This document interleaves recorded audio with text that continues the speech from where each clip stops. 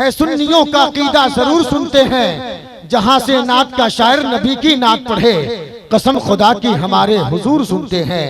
और सिलसिला उसका कभी भी सिलसिला चलता नहीं, जिसका गौसे आजम से सिलसिला मिलता नहीं।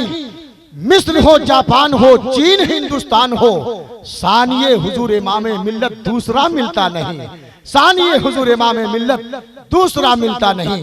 अब तो आप लोग बेदार हो जाइए, जितने लोग बेदार हैं कह दीजिए सुभान अल्लाह। अच्छा, बकिया लोग सो रहे हैं क्या?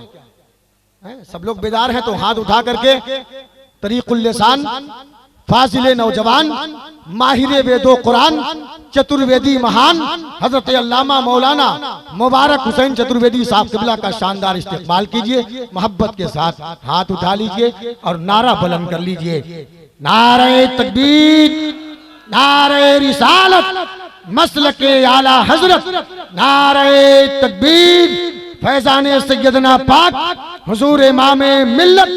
गुजारिश करूंगा कि धार्मिक मित्रों को आकर अब निवेदन कीजिए, धार्मिक मित्रों को आकर अब निवेदन कीजिए, भटके हुए लोगों का बरेली से कनेक्शन कीजिए, भटके हुए लोगों का अमझर से कनेक्शन कीजिए और